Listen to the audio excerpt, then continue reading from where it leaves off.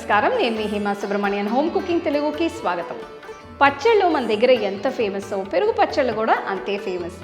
ఏ కూరగాయలతో అయినా మనం వీటిని చేస్తూ ఉంటాము. అయితే ఈరోజు నేను ఈ పెరుగు పచ్చళ్ళు ఎలా చేయాలో తెలియని వాళ్ళకి ఒక సింపుల్ రెసిపీ చూపించబోతున్నాను. ఇది మనం ఉల్లిపాయలు టొమాటోలతో చేయబోతున్నాం.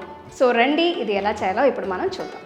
పెరుగు పచ్చడి చేయడానికి ముందుగా నేను ఒక పెద్ద బౌల్లో 1 కప్ అంత ఫ్రెష్ పెరుగు తీసుకుంటున్నాను. ఇది బాగా స్మూత్గా ఉంటేనే పచ్చడి బాగుంటుంది కాబట్టి ఒక విస్క్తో బాగా చిలకాలి. ఆ తర్వాత ఇందులో చిన్నగా తరిగిన ఒక పెద్ద టొమాటో, చిన్నగా తరిగిన ఒక పెద్ద ఉల్లిపాయ, కొంచెం తరిగిన కొత్తిమీర, 1 టీ స్పూన్ అంత కల్లుపు వేస్తున్నాను. ఇదంతా ఒక్కసారి బాగా కలిపి పక్కన పెట్టుకోవాలి.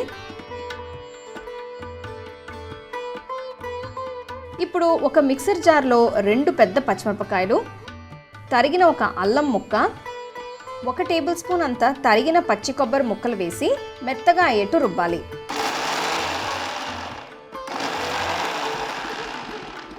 ఇందులో ఏమాత్రం నీళ్లు పోయాల్సిన అవసరం లేదు. చూస్తున్నారు కదా, పచ్చిమిర్చి మిశ్రమం ఇలా బరక్గా ఉంటేనే బాగుంటుంది. ఇప్పుడు దీని మొత్తం నేను ఒక బౌల్లోకి ట్రాన్స్ఫర్ చేసి పెడుతున్నాను.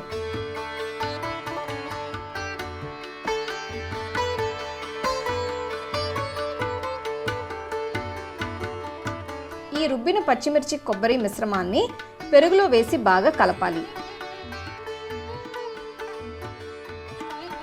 ఇప్పుడు దీనికి తాలింపు కోసం ఒక తాలింపు గిన్నెలో 2 టీ స్పూన్ల నూనె వేస్తున్నాను.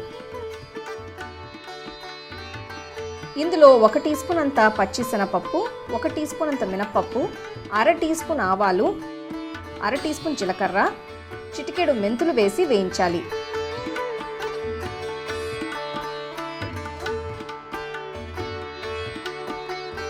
ఆవాలు చిటపటలాడిన తర్వాత దీనిలో 1/2 టీ స్పూన్ ఇంగువ, 1/2 టీ స్పూన్ పసుపు వేసి కలపాలి. అలాగే నేను 2 ఎండుమిరపకాయలు కూడా సగానికి కట్ చేసి వేస్తున్నాను.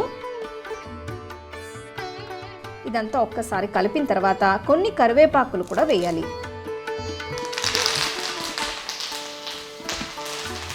ఇవన్నీ బాగా వేగిన తర్వాత పొయ్యి కట్టేసి తాలింపుని వెంటనే నేను పెరుగులో ట్రాన్స్ఫర్ చేస్తున్నాను.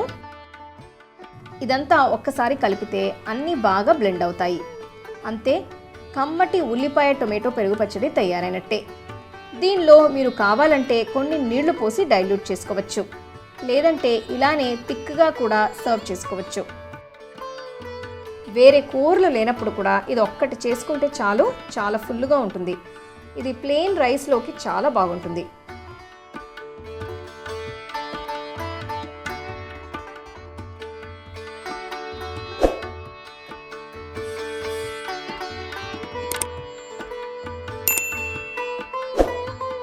చూసారు కదా, ఉల్లిపాయ టొమాటో పెరుగు పచ్చడి ఎంత బాగుందో. దీన్ని మీరు చిటికితో చేసేయచ్చు, వెంటనే తినేయచ్చు. అసలు ఇది వంట తెలియని వాళ్ళు కూడా చాలా ఈజీగా చేసుకోవచ్చు అనమాట. సో తప్పకుండా ఈ రెసిపీని మీరు ట్రై చేసి ఎలా ఉందో నాకు చెప్పండి.